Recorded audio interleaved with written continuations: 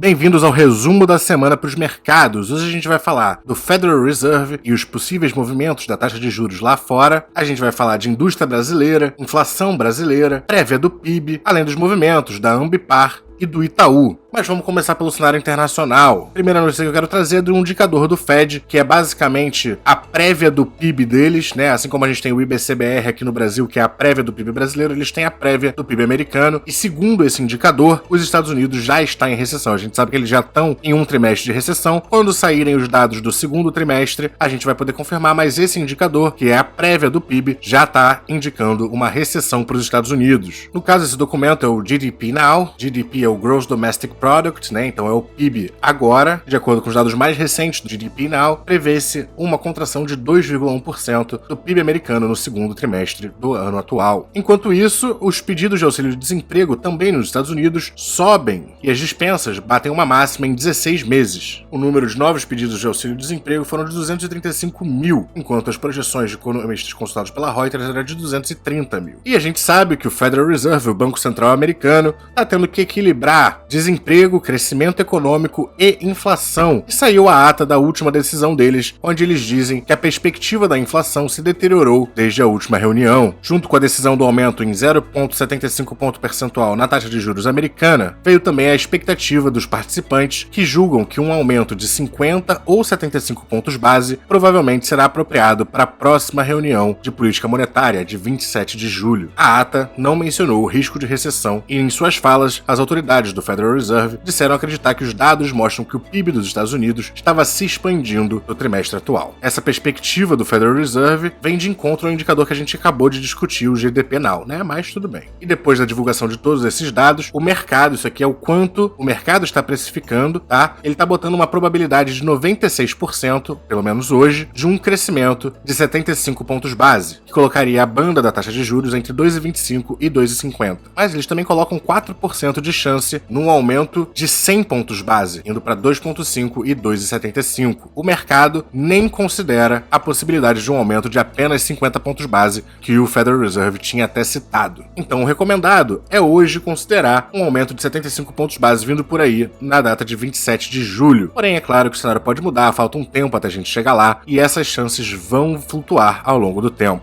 Falando de Brasil, eu quero falar da PEC dos benefícios, que está sendo tratada como uma renovação de risco fiscal e que de fato vai ser um desafio para o nosso Banco Central, talvez até faça com que a gente tenha que aumentar mais ainda do que o esperado a taxa de juros, porque vai ser uma injeção de dinheiro, o que tende a ser uma força inflacionária. Inflação essa que o Banco Central está tentando controlar através do aumento da taxa de juros. A única coisa que eu quero falar sobre a PEC dos benefícios é que, em primeiro lugar, ela ainda não foi aprovada, ela ainda vai para mais um estágio antes de ser aprovada, e que esse é o tipo de coisa que no longo prazo só tende a prejudicar o Brasil. Eu sou muito a favor de auxílio governamental para o povo. Porém, os benefícios que estão sendo garantidos pela PEC têm uma data de duração. Apesar de um aumento do valor do Auxílio Brasil, ampliação do Vale Gás, um voucher para caminhoneiros, tudo isso possa vir a ser interessante, um benefício que acaba em dezembro desse ano não tem outro propósito que não uma campanha eleitoreira por parte do Bolsonaro. E por mais que seja um desafogo para algumas pessoas, um desafogo que dure até dezembro não vai fazer grandes impactos na qualidade de vida do brasileiro no longo prazo. Enquanto isso, a gente tem o IPCA, mostrando outra aceleração, batendo 0,67% no mês de junho, atingindo um acumulado de 11,89% nos últimos 12 meses. Nos 6 primeiros meses do ano, a gente já acumula 5,49%. Em metade do ano, a gente já estourou a meta para a inflação do Banco Central. Aqui a gente tem variação mês a mês do IPCA e, apesar de ser levemente confortante que a gente não esteja acima dos 1%,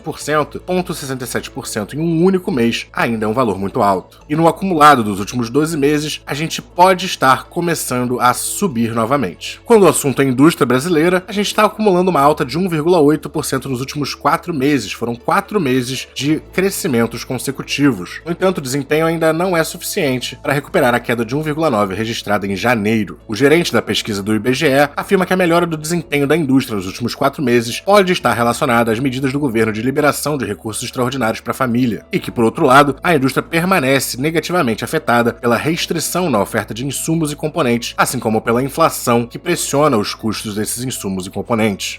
E obviamente também pelos juros elevados que aumentam o custo de capital. Falo também do IBCBR, a nossa prévia do PIB brasileiro, que tem um avanço de 2,23% em abril. Essa comparação é anual quando comparada com 2021. Isso não é um dado fantástico, porque é em um ano, mas considerando o cenário atual do mundo, qualquer crescimento é bem-vindo. Inclusive, de vez em quando eu gosto de lembrar para vocês que a inflação não é um problema só aqui no Brasil, né? Então eu trouxe aqui a inflação anual dos países da OCDE, atingindo uma média de 9,6% em maio. E para finalizar, como sempre, a gente vai para o cenário corporativo, onde eu quero falar primeiro da Ambipar, que teve um salto de 16% durante a semana após um acordo para a listagem de uma controlada em Nova York. Basicamente, a empresa anunciou um acordo para a combinação dos negócios entre a sua controlada Emergência e a HPX, que é uma companhia, um SPAC, listado lá nos Estados Unidos. E no caso aqui diz que é uma companhia cheque em branco, mas na verdade o SPAC, né, o método por como ela foi listada, era cheque em branco, mas depois que o gestor adquire de fato uma companhia, ela é uma companhia normal, listada em bolsa, como qualquer outra. A Ambipar espera que a combinação de negócios gere uma capitalização para a Ambipar Response de no mínimo 168 milhões de dólares. Quem investe na Ambipar sabe que eles estão investindo muito em crescimento inorgânico através de aquisições e fusões, então de fato é um momento para a gente continuar acompanhando os movimentos que eles fazem, mas com confiança na gestão de que eles vão ter capacidade para fazer os investimentos acertados. E também num caminho similar vem o Itaú, comprando uma fatia de 35% da Avenue por um valor de 493 milhões de reais. Há um tempo atrás, o Itaú fez um grande acerto comprando a XP, teve uma valorização fantástica e agora ele continua investindo nesse sistema de corretoras, nesse setor de corretoras, na Avenue dessa vez, que é, como a gente já sabe,